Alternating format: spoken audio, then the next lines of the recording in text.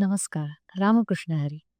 मी सौ Ashwini Kane, singer, musician, teacher आणि founder of Swaradhana UK music school. सर्वप्रथम मी श्री विठ्ठल रखुमाई मंदिर संस्थेच्या सर्व सदस्यांचे आभार मानते. आज विमेन्स डेच्या निमित्ताने त्यांनी मला इथे माझ्या सांगीतिक प्रवासाबद्दल बोलण्याची संधी दिली. कुठल्याही करिअरची पायाभरणी किंवा नीव आपण म्हणूया ती लहानपणीच पडते.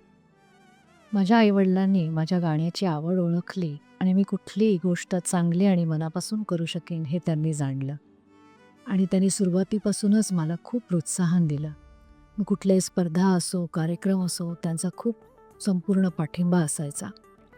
संगीत कला ही गुरुमुखी विद्या आहे. त्यामुळे त्याचं शास्त्रशुद्ध शिक्षण घेण्याची गरज होती. मी स्वतःला खूप भाग्यवान समजते की मला संगीत महामहोपाध्याय डॉक्टर श्री नारायणराव मंगरुळकर सरांचं मार्गदर्शन लाभलं आणि जे अजूनही मिळतं आहे आणि अजूनही मी त्यांच्याकडे शिकते आहे. भारतात असताना भरपूर कार्यक्रमांमधनं गाणं किंवा रेडिओवरतील जिंगल्स मी गायचे.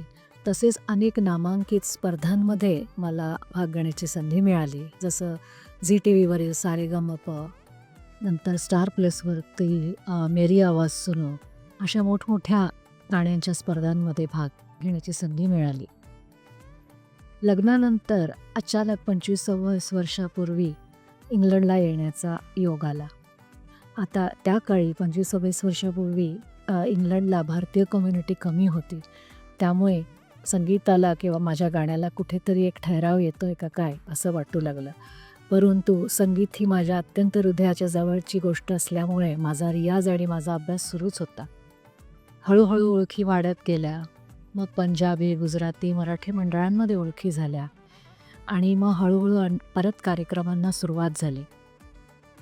कार्यक्रम करता करता इथे अनेक मोठमोठ्या कलाकारांबरोबर गाण्याची संधी मिळाली. जसं पंडित हृदयनाथ मंगेशकरजी, पद्मश्री अनुप जलोटाजी, पद्मश्री पद्मजा फेर्नांडी जोगळेकरजी, श्रीधर फडकेजी यांच्याबरोबर गाण्याची संधी मिळाली आणि तो प्रवास माझ्यासाठी खूप प्रेरणादायी होता.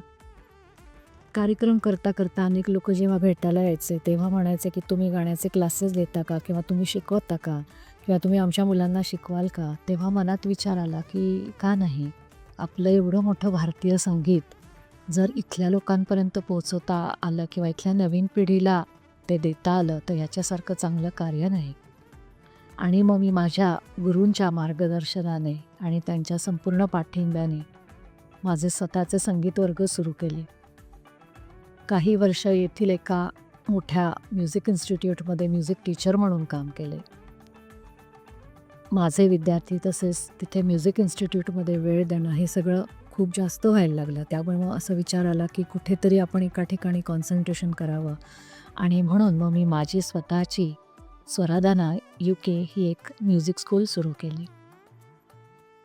सर्वप्रथम शिकवताना अडचण यायची ती म्हणजे भाषेची. इथल्या मुलांना हिंदी, मराठी वाचता, लिहिता, इवन काही मुलांना तर बोलताही यायचं नाही. मग अशा वेळी मला ते सगळं आपलं स्क्रिप्ट जे आहे ते इंग्लिशमध्ये कन्वर्ट करून लिहून घ्यायला लागायचं आणि मग त्याचा आधी अर्थ सांगून मग त्यांना ते शिकवायला सुरुवात करायला लागायची. तसंच कधी कधी असं व्हायचं की काही ज्या आपल्या पारंपरिक बंदिशी आहेत की त्याचा अर्थ समजावून सांगणं अवघड व्हायचं. मग एक दिवस असंच क्लासमध्ये काही मी शब्द लिहिले आणि त्या शब्दांना मी एका रागामध्ये एका बंदिशीत बांधलं आणि ती बंदिश विद्यार्थ्यांना खूप आवडली. मग मनात विचार आला की का नाही, मग मी साधारण 18 रागांमध्ये जे माझे आवडीचे राग आहेत ते राग निवडून त्याच्यामध्ये काही बंदिशी कंपोज केल्या. त्यात काही बंदिशींचे शब्द मी स्वतः लिहिले तर काही सोपे मिरेचे दोहे घेऊन ते त्या बंदिशींमध्ये त्या पर्टिक्युलर रागामध्ये मी ते कंपोज केलं आणि त्याचं माझं अर्घ्य नावाचं एक पुस्तक मी प्रकाशित केलं, जे हिलिंग्डन मेयर यांनी ते रिलीज केलं. तसंच इथे आपल्या भारताला स्वातंत्र्य मिळून 75 वर्ष पूर्ण झाल्याबद्दल काही संगीतप्रेमींनी च्या मनात विचार आला की आपलं वंदे मातरम जे आहे ते आपण एखाद्या नवीन चालीत प्रेझेंट करावं आणि त्यांनी मला विचारलं, तू कंपोज करशील का.